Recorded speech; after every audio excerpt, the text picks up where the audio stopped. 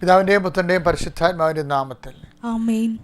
ആ സന്തോഷത്തോടെ പ്രാർത്ഥന ചെല്ലാം. അമ്മേ പരിശുദ്ധ അമ്മേ, അമ്മേ പരിശുദ്ധ ദൈവമാതാവേ, അന്ന് അങ്ങ് കൃപാസനത്തിൽ പ്രത്യക്ഷപ്പെട്ട് വരാൻ പോകുന്ന മഹാദുരന്തത്തിൽ നിന്ന് രക്ഷപ്പെടാനും എല്ലാവർക്കും വേണ്ടി പ്രാർത്ഥിക്കുവാനും ആവശ്യപ്പെട്ടിട്ട് 20 വർഷം തികയുന്ന ഈ വേളയിൽ കൃപാസനത്തിലൂടെ ഞങ്ങൾക്കും ഈ ദേശത്തിനും അങ്ങ് മധ്യസ്ഥം തേടി തന്ന എല്ലാ അനുഗ്രഹങ്ങൾക്കും കൃപകൾക്കും ഞങ്ങളിപ്പോൾ ഹൃദയം നിറഞ്ഞ നന്ദി പറയുന്നു. അമ്മേ പരിശുദ്ധ അമ്മേ, ജപമാല മാതാവേ, സകല പ്രാർത്ഥനകളോടും ചേർത്ത് ഞങ്ങളിപ്പോൾ പ്രാർത്ഥിക്കുന്ന ഈ കുടുംബത്തിന്റെ പ്രത്യേക നിയോഗം പരമക്കളെ,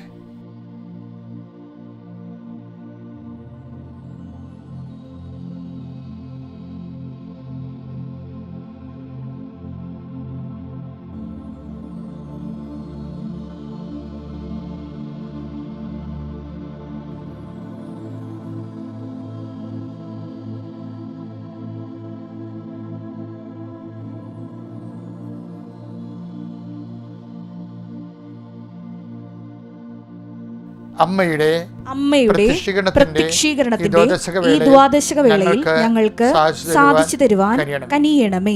വിശ്വാസ പ്രമാണം. സർവശക്തനായ പിതാവും ആകാശത്തിന്റെയും ഭൂമിയുടെയും സൃഷ്ടാവുമായ ദൈവത്തിൽ ഞാൻ വിശ്വസിക്കുന്നു. അവിടുത്തെ ഏകപുത്രനും ഞങ്ങളുടെ കർത്താവുമായ ഈശോ മിശിഹായിലും ഞാൻ വിശ്വസിക്കുന്നു. ഈ പുത്രൻ പരിശുദ്ധാത്മാവിനാൽ ഗർഭസ്ഥനായി കന്യകാമറിയത്തിൽ നിന്ന് പിറന്ന് പൊന്തിയോസ് പീലാത്തോസിന്റെ കാലത്ത് പീഡകൾ സഹിച്ച് കുരിശിൽ തറയ്ക്കപ്പെട്ട് മരിച്ച് അടക്കപ്പെട്ട് പാതാളങ്ങളിൽ ഇറങ്ങി മരിച്ചവരുടെ ഇടയിൽ നിന്ന് 3-ാം നാൾ ഉയർത്ത് സ്വർഗത്തിലേക്ക് എഴുന്നള്ളി സർവശക്തിയുള്ള പിതാവായ ദൈവത്തിന്റെ വലതുഭാഗത്തിരിക്കുന്നു. അവിടെ നിന്ന് ജീവിക്കുന്നവരെയും മരിച്ചവരെയും വിധിക്കുവാൻ വരുമെന്നും ഞാൻ വിശ്വസിക്കുന്നു. പരിശുദ്ധാത്മാവിലും ഞാൻ വിശ്വസിക്കുന്നു.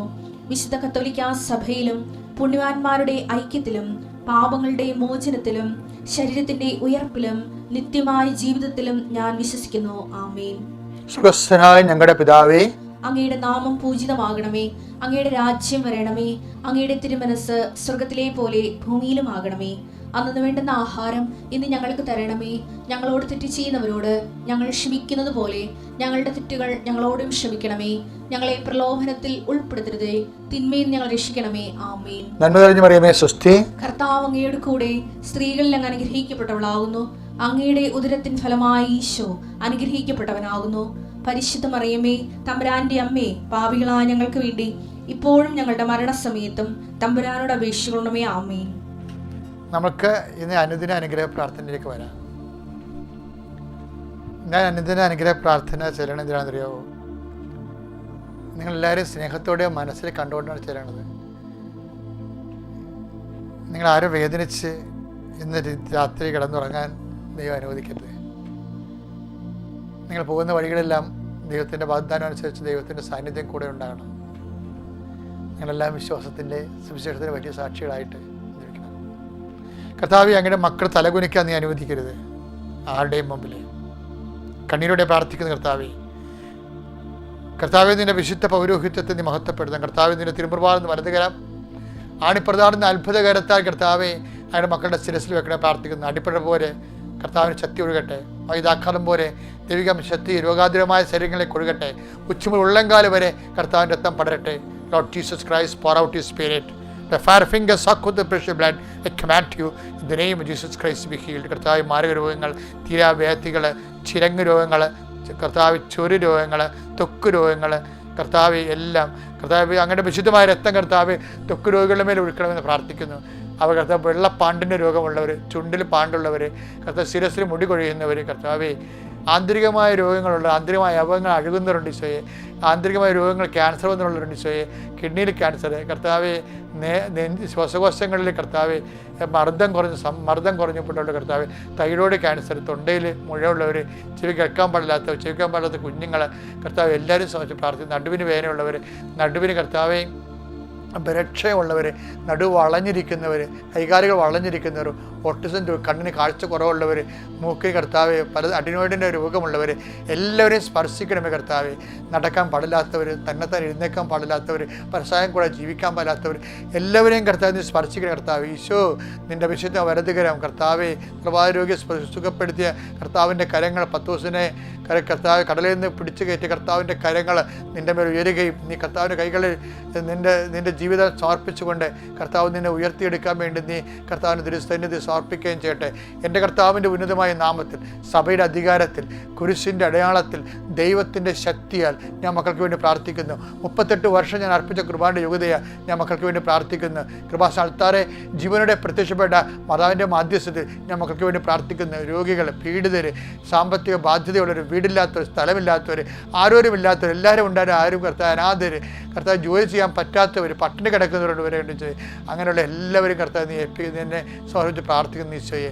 പല മക്കൾ പല രീതിയിൽ പല ജീവിതത്തിലായിപ്പോയവർ, അകപ്പെട്ടു പോയവർ, പാപത്ത് വീണ് പോയവർ, ഇനി എഴുന്നേക്കാൻ പറ്റാത്ത രീതിയിൽ ഭീഷണിക്ക് വിധേയമായി ജീവിതം തകർന്നു പോയവർ, ഇനി എന്ത് ചെയ്യുമെന്ന് അറിയാൻ പാടില്ലാത്ത കുറ്റബോധം ഭാരത്തോടെ താങ്ങി നടത്തുന്നവർ കർത്താവ്, പലതരം കേസുകളിലും കർത്താവ് ചതിക്കേസുകളിലൊക്കെ പെട്ട് കർത്താവ് മയക്കുമരുന്നിൻ്റെ ചതികൾ പ്രയോഗങ്ങളിൽ പെട്ടുപോയവരും മയക്കുമരുന്ന് അടിമയായിട്ടുള്ളവരും അതിന് കേസിൽപ്പെട്ടവരെയും സമർപ്പിച്ച് പ്രാർത്ഥിക്കുന്ന വിസായാലും അന്യവിദേശ ജോലികളിലും വിദേശ ജയിലുകളിലും കിടക്കുന്നവരുണ്ട് ഈശോയെ. കർത്താവ് എല്ലാവരെയും സമർപ്പിച്ച് പ്രാർത്ഥിച്ചോയെ. മത്സ്യത്തൊഴിലാളി സഹോദരങ്ങൾ, കടലോരങ്ങളിലെ എല്ലാ അവസ്ഥകളും കർത്താവ് സമർപ്പിച്ച് പ്രാർത്ഥിക്കും. എൻ്റെ കർത്താവിൻ്റെ ഉന്നതമായ നാമത്തിൽ സഭയുടെ അധികാരത്തിൽ കുരിശിൻ്റെ അടയാളത്തിൽ വിശ്വാസ ത്യാഗികളുണ്ട് ഈശോയെ, സഭാത്യാഗികളുണ്ട് ഈശോയെ. അവരെല്ലാം കർത്താവ് അങ്ങ് പുനഃസ്ഥാപിക്കണേ, പുനരുദ്ധരിക്കണേ പ്രാർത്ഥിക്കുന്നു. എൻ്റെ കർത്താവിൻ്റെ ഉന്നതമായ നാമത്തിൽ സഭയുടെ അധികാരത്തിൽ കുരിശിൻ്റെ അടയാളത്തിൽ കർത്താവെ അങ്ങനെ മക്കളെ ആശീർവദിക്കണ പ്രാർത്ഥിക്കുന്നു. മരണ വീടുകൾ, രോഗ വീടുകൾ, കലഹത്തിൻ്റെ വീടുകൾ, മക്കൾ മാതാപിതാക്കന്മാർ പിരിഞ്ഞുപോയ വീടുകൾ, അത് ഇങ്ങനെ അലങ്കോലപ്പെട്ട അനാധീനമായി പോയിട്ടുള്ള വീടുകളെല്ലാം കർത്താവിൻ്റെ പരിശുദ്ധമാരും തലയ്ക്കട്ടെ. യേശുക്രിസ്തു ഉന്നതമായ നാമത്തിൽ സഭയുടെ അധികാരത്തിൽ കുരിശിൻ്റെ അടയാളത്തിൽ ദൈവനാമത്തിൽ എല്ലാ തിന്മകളും ഈശോനാമത്തിൽ കൂടി തുടച്ചു മാറ്റപ്പെടട്ടെ. Lord peace spirit of power and grace. മക്കളെ, നമ്മളിന്ന് വായിക്കുന്ന സുവിശേഷം ഒരു പ്രവാചക ഗ്രന്ഥമാണ്. യെശയ്യാ 17:11.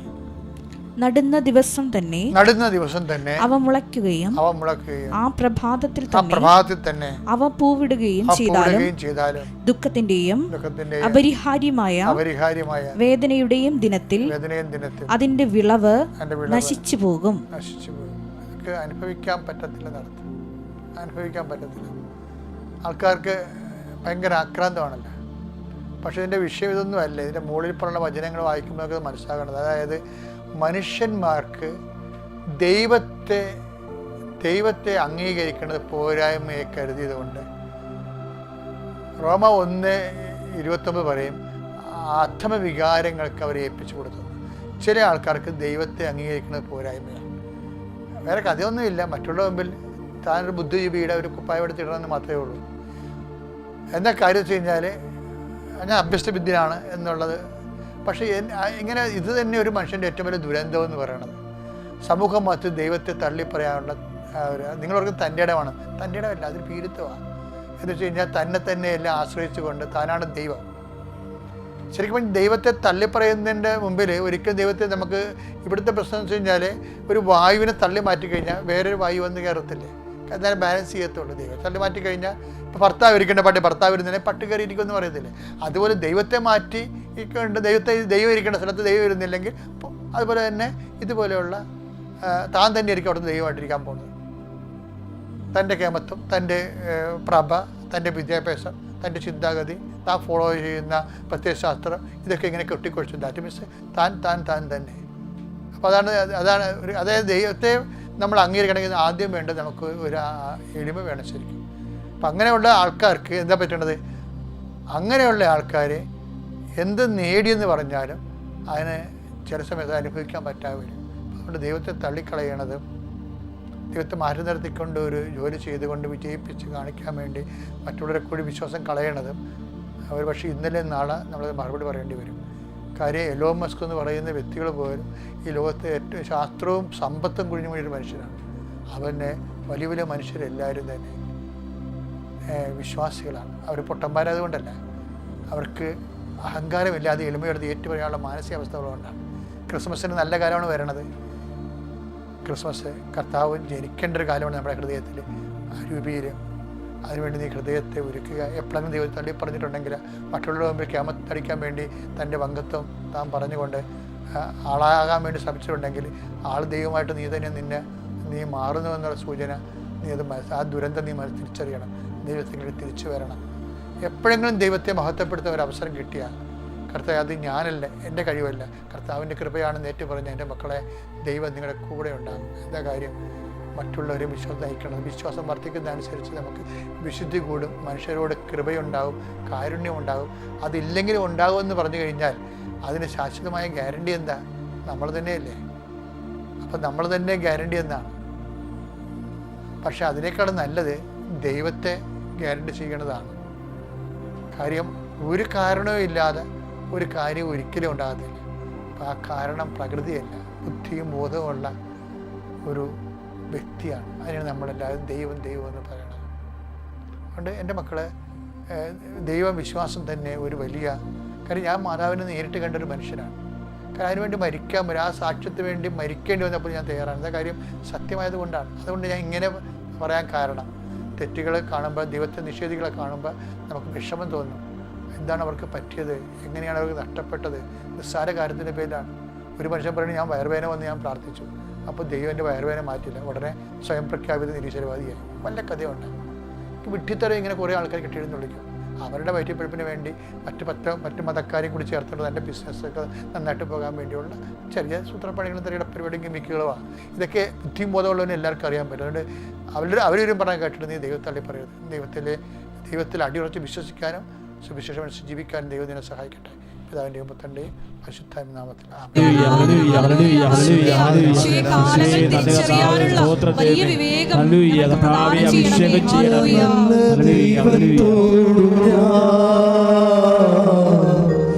എന്തു ചെയ്തു നന്ദി ചൊല്ലിടും. ചേർന്ന് പാടാം. എന്റെ കൊച്ചു ജീവിതത്തെ നിന്റെ മുൻപിൽ കാഴ്ചയിടാം. ഇത്ര നല്ല ദൈവത്തോടു ഞാൻ എന്തു ചെയ്തു നന്ദി ചൊല്ലിടും. എന്റെ കൊച്ചു ജീവിതത്തെ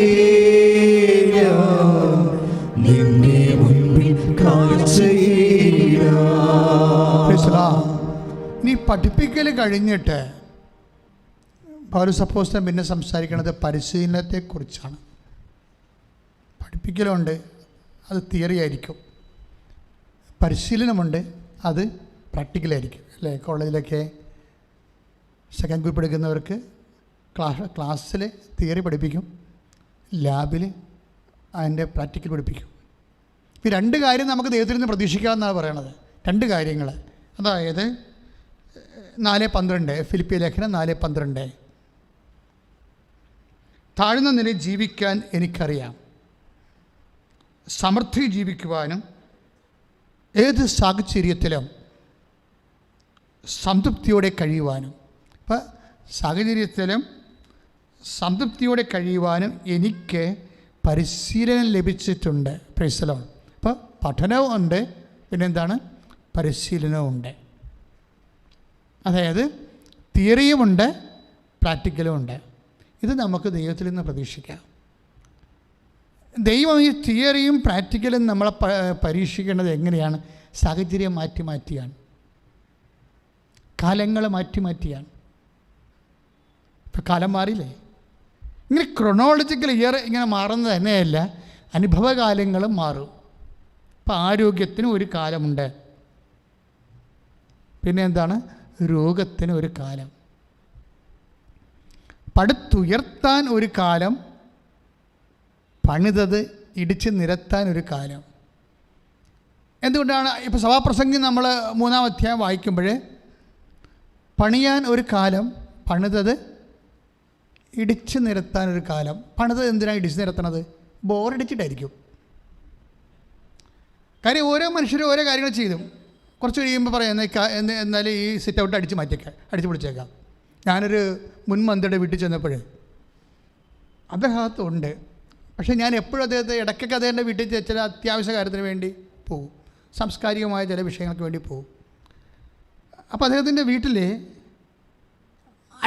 സിറ്റ് ഔട്ട് അടിച്ച് പൊളിച്ചുകൊണ്ടിരിക്കുക.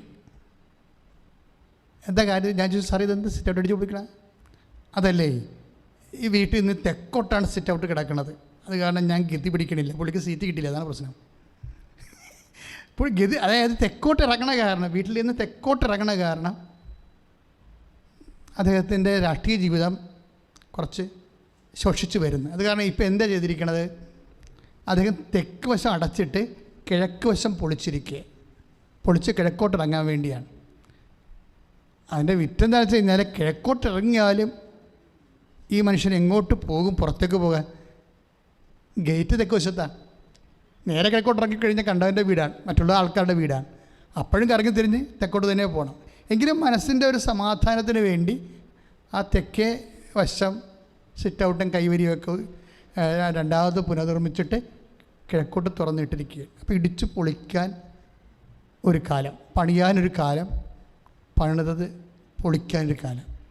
ഇതുപോലെ തന്നെയാണ് നമ്മൾ ഓരോ കാര്യങ്ങളും. ഒരു 5 കൊല്ലം കഴിയുമ്പോൾ നമുക്ക് ബോറടിച്ച് തുടങ്ങും ഓരോ കാര്യങ്ങളും. ഈ ബോറടിക്കാതിരിക്കുന്നതിന് തീർച്ചയായിട്ടും അഭിഷേകം വേണ്ടി വരും. സ്വന്തം ഭാര്യയെ ബോറടിക്കുന്നവരുണ്ടല്ലോ, അതല്ലേ വീട്ടിലെ പ്രശ്നങ്ങൾ മുഴുവനും. വൈഫ് എന്തുകൊണ്ടാണ് കൂടുതൽ ഡിമാൻഡ്സ് വെക്കണത്? ഓരോരോ അവിടെ പോകണം, ഇവിടെ പോകണം, അത് വാങ്ങിച്ചു ഇത് വാങ്ങിച്ചു തന്നു. അവർക്ക് ആവശ്യമില്ലെന്ന് അവർക്ക് തന്നെ അറിയാം. പക്ഷേ ഈ മനുഷ്യന് തന്നെ ബോറടിച്ചെന്ന് എങ്ങനെയോ അവർക്ക് മനസ്സിലായി. അതുകൊണ്ട് പുതിയ ഡിമാൻഡ്സ് അവർ വെച്ചുകൊണ്ടിരിക്കും. അപ്പോൾ എന്താണെന്ന് വെച്ച് കഴിഞ്ഞാൽ, സ്നേഹിക്കാൻ ഒരു കാലം, ആലിംഗനം ചെയ്യാനൊരു കാലം, ആലിംഗനം ചെയ്യാതിരിക്കാനൊരു കാലം. അപ്പോൾ പരവേശങ്ങളും സ്നേഹപ്രകടനങ്ങളൊക്കെ കുറച്ച് കഴിയുമ്പോൾ ബോറടിക്കുമെന്ന് അർത്ഥം. ഇത് മനുഷ്യാവസ്ഥയാണ്. പരവേശങ്ങളും അതുപോലെ തന്നെ മനുഷ്യൻ്റെ എല്ലാവിധ ബന്ധങ്ങളും കുറച്ച് കഴിയുമ്പോൾ മടുപ്പ് ഉണ്ടാകും. അതുകൊണ്ടാണ് കാലങ്ങൾ മാറുന്നതനുസരിച്ച് വളരെ ശ്രദ്ധയോടെയാണ് കാലത്തെ. ഇപ്പം സഭാപ്രസംഗി ശ്രുതികട്ടെ ഹല്ലേലൂയ,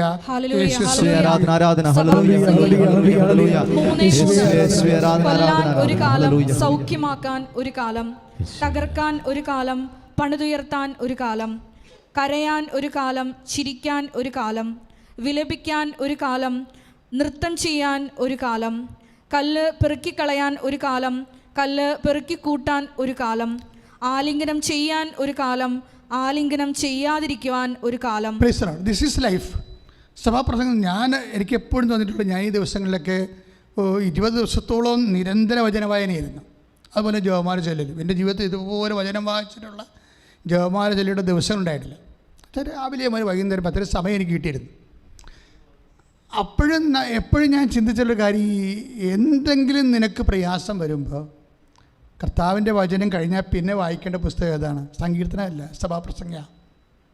സഭാപ്രസംഗം സത്യം നിന്നോട് സംസാരിക്കും.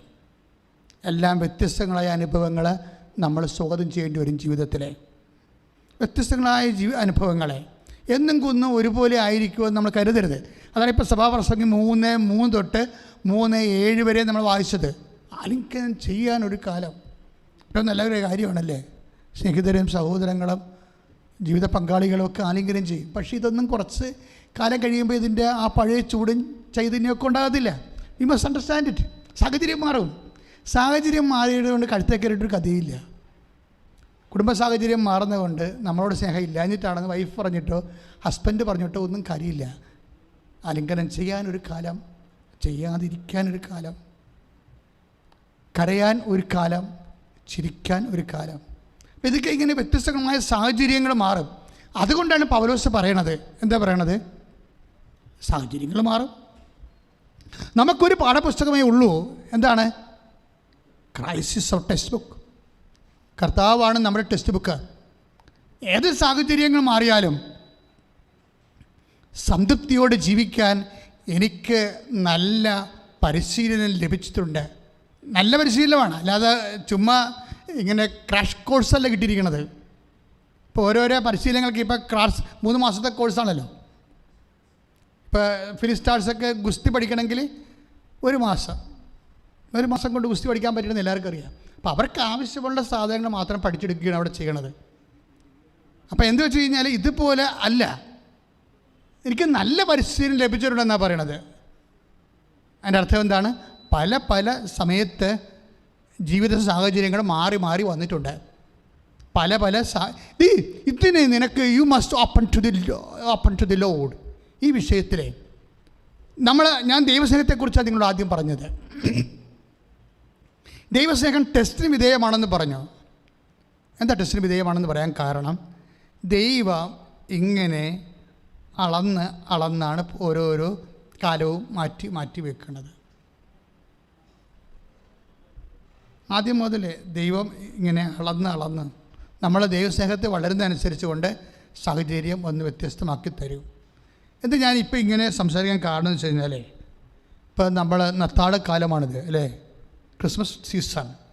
ഈ ക്രിസ്മസ് സീസണിൽ ഈ ദിവസങ്ങളിലൊക്കെ എന്നെ കൂടെ ചിന്തിച്ചത്, അമ്മയും ഔസേപ്പിതാവും കാലങ്ങളോട് കാണിച്ച ഒരു പ്രത്യേക സമീപനമുണ്ട്. പൗലോസ് അപ്പോസ്തലൻ പറഞ്ഞിരിക്കുന്നത് അതുപോലെ തന്നെയാണത്. അമ്മ എന്താണ് ഔസേപ്പിതാവിൻ്റെ കാര്യത്തിനെടുക്കുക. ഇപ്പോൾ മത്തായി ശ്ലീഹ 2:20 മത്തായി ശ്ലീഹയുടെ സുവിശേഷത്തിൽ എന്താ പ്രശ്നം വെച്ച് കഴിഞ്ഞാൽ, അവിടെ ഒരു പ്രത്യേക കാലഘട്ടമാണ്. ഔസേപ്പിതാവ് വിഷയത്തെ എങ്ങനെയാണ് കൈകാര്യം ചെയ്യുന്നതൊക്കെ മനസ്സിലാകും.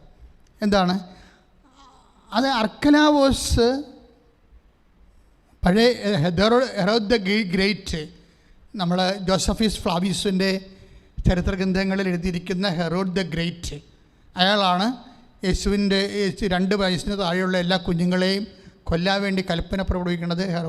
ഹെറോദ് ദ ഗ്രേറ്റാണ്. അയാളുടെ കാലത്താണ് ഔസേപ്പിതാവും അമ്മയും ഉണ്ണിയും കൂടി ഈജിപ്തിലോട്ട് പോണത്. ഒരു പ്രത്യേക സാഹചര്യമാണ്. 4 കാലവിന് ഓടണ കാലമാണ്. പ്രത്യേക കാലമാണ്. കാലം പെട്ടെന്ന് ചേഞ്ച് ചെയ്തു. അവരുടെ ജീവിതത്തിൽ കാലം ചേഞ്ച് ചെയ്തപ്പോൾ എന്ത് ചെയ്തു? ആ ചേഞ്ചിങ് അനുസരിച്ച് കൊണ്ടാണ് അവർ ചലിക്കണത്. എന്നിട്ട് എപ്പോഴാണ് ഈ ഔസേപ്പിതാവ് റിട്ടേൺ ചെയ്യണത്? ആ പ്രതികൂല സാഹചര്യങ്ങൾ മാറിക്കഴിയുമ്പോൾ 2:20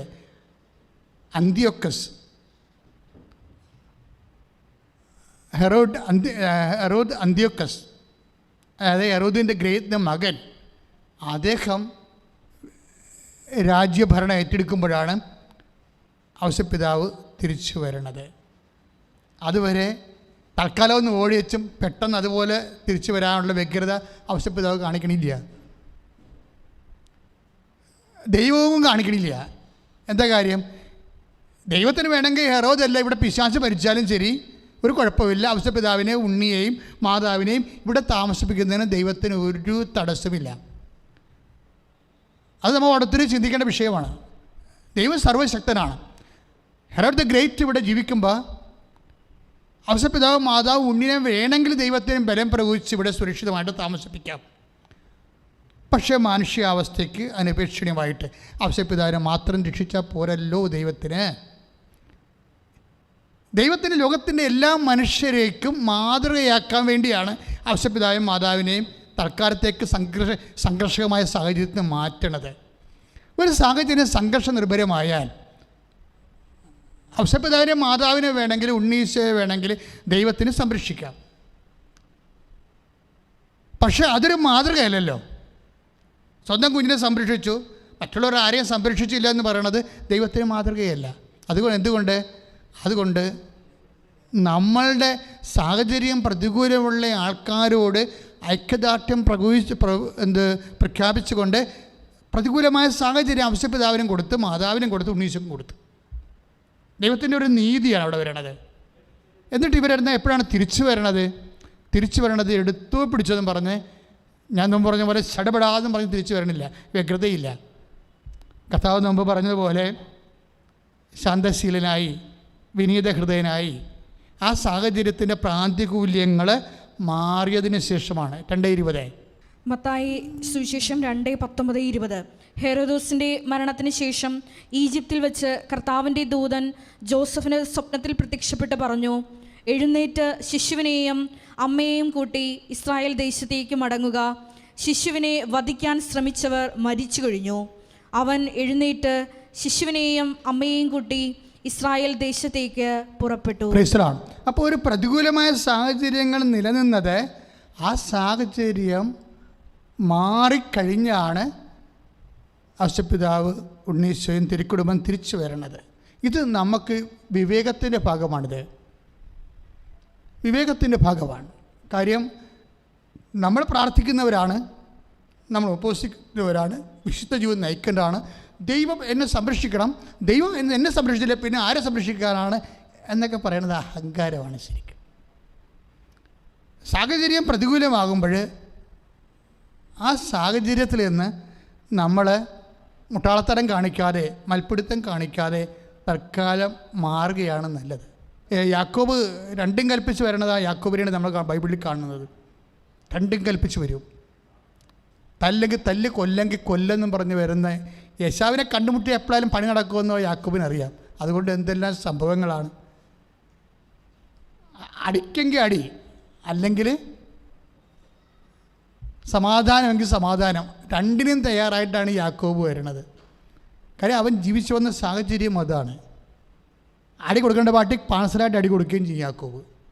പറ്റിക്കേണ്ട പാട്ടി പറ്റിക്കും, ചതിക്കേണ്ട പാട്ടി ചതിക്കും. അത് ലാബാനായാലും ശരി, ഏശാവായാലും ശരി, ഇതെല്ലാം പഠിച്ചു വന്നിരിക്കുന്ന യാക്കോബുമായിട്ടാണ് ദൈവം മൽപ്പിടുത്തം നടത്തുന്നത്. എന്നിട്ട് അവൻ്റെ എളി ഉളുക്കിക്കളയണത്. ദൈവമേ, എൻ്റെയും നിൻ്റെ എളി ചിലപ്പോൾ പണമാകാം, ചിലപ്പോൾ ഉളുക്കിയെന്ന് വരും. എൻ്റെയും നിൻ്റെ എളി ചിലപ്പോൾ ആരോഗ്യമാകാം, ചിലപ്പോൾ ഉളുക്കിയെന്ന് വരും.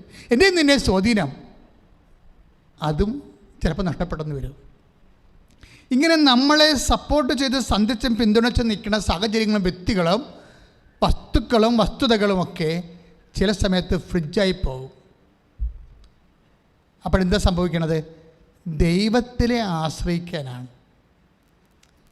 ഇത് പരിശീലനത്തിന്, അതാണ് ഫിലിപ്പിയർ പറയണത്. ഏത് സാഹചര്യത്തിലും സംതൃപ്തിയോടെ ജീവിക്കാൻ എനിക്ക് നല്ല പരിശീലനം ലഭിച്ചിട്ടുണ്ട്. പ്രാർത്ഥിക്കുക. കർത്താവായ ദൈവമേ, ദൈവത്തിന്റെ പൊതു മനസ്സനുസരിച്ച്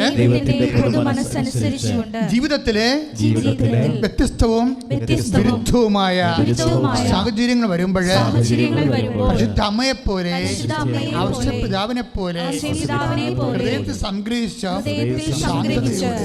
ശാന്തതയോടെയും അതിനെ അതിജീവിക്കുവാൻ ഞങ്ങളെ അഭിഷേകം ചെയ്യണം. ശാന്തതയോടെയും അതിനെ അതിജീവിക്കുവാൻ ഞങ്ങളെ അഭിഷേകം ചെയ്യണം. ഇപ്പോൾ അഭിഷേകം ചെയ്യണം. സ്തുതിക്കട്ടെ. ഹല്ലേലൂയ. ഞങ്ങൾ സമർപ്പിച്ച് പ്രാർത്ഥിക്കുന്നു. ഓരോ മക്കളെയും സമർപ്പിച്ച് പ്രാർത്ഥിക്കുന്നു. ഓരോ കുടുംബങ്ങളെയും സമർപ്പിച്ച്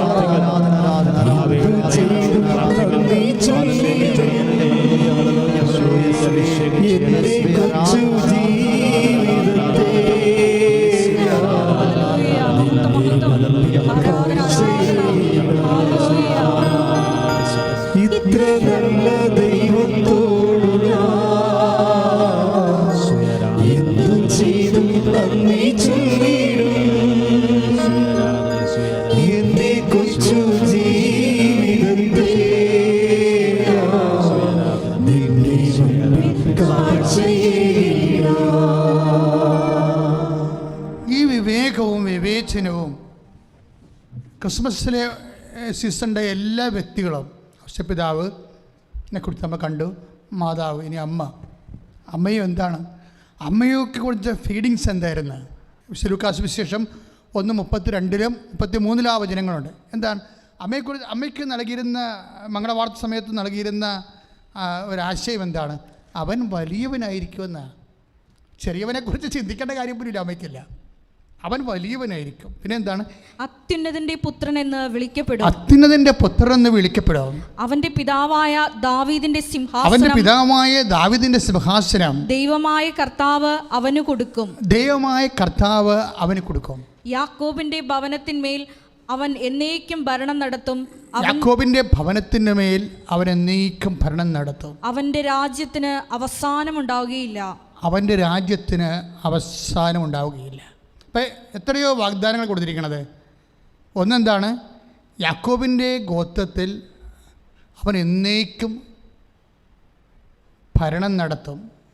യാക്കോബിൻ്റെ ഭവനത്തിൽ അവൻ എന്നേക്കും ഭരണം നടത്തും. പിന്നെന്താണ്? ദാവീദിൻ്റെ സിംഹാസനം അവന് നൽകപ്പെടും. അവൻ്റെ രാജ്യത്തിന് അവസാനം ഉണ്ടായില്ല. ഈ 3 കാര്യങ്ങൾ വിശ്വസിച്ചതിനാണ് പരിശുദ്ധാത്മാവ് അമ്മയെ സല്യൂട്ട് ചെയ്തത്. ഈ 3 കാര്യങ്ങൾ അമ്മ വിശ്വസിച്ചുകൊണ്ട് വചനം ഉദരത്തിൽ സ്വീകരിക്കാൻ തയ്യാറായതിനാണ് എലിസബത്തിലൂടെ പരിശുദ്ധാത്മാവ് അമ്മയെ സല്യൂട്ട് ചെയ്തത്. എന്തൊക്കെയാണ്? അവൻ്റെ ഭവനത്തിൽ, യാക്കോബിൻ്റെ ഭവനത്തിൽ അവൻ എന്നേക്കും ഭരണം നടത്തും. രണ്ടാമത്തെ എന്താണ്? ദാവീദിൻ്റെ സിംഹാസനം ദൈവമായ കർത്താവ് അവന് കൊടുക്കും. പിന്നെ എന്താണ്? അവൻ്റെ രാജ്യത്തിന് അവസാനം ഉണ്ടാകുകയില്ല. ഈ 3 കാര്യങ്ങൾ അമ്മ വിശ്വസിച്ചതിനാണ് പരിശുദ്ധാത്മാവ് സല്യൂട്ട് ചെയ്തത്. ആരെ? എലിസബത്തിലൂടെ. അതുകൊണ്ട് എലിസബത്ത് എന്താ പറഞ്ഞത്? ആത്മാവിൽ നിറഞ്ഞു പറഞ്ഞു. എന്താ പറഞ്ഞത്? 1:45 കർത്താവ് നിന്നോട് അരുളി ചെയ്ത കാര്യങ്ങൾ പറഞ്ഞേ. കർത്താവ് നിന്നോട് അരുളി ചെയ്ത കാര്യങ്ങൾ നിറവേറുമെന്ന് വിശ്വസിച്ച നീ ബ്ലെസ്ഡ്, ഭാഗ്യവതി. സ്തുതിക്കട്ടെ. ഹല്ലേലൂയ.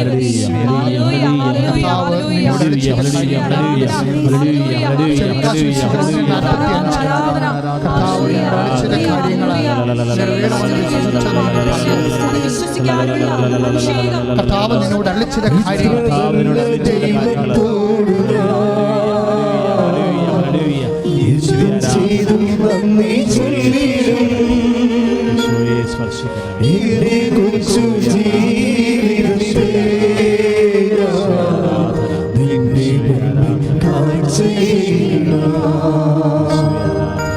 ഇത്ര നല്ല ദൈവത്തോട് എന്തു ചെയ്തും നന്ദി ചൊല്ലി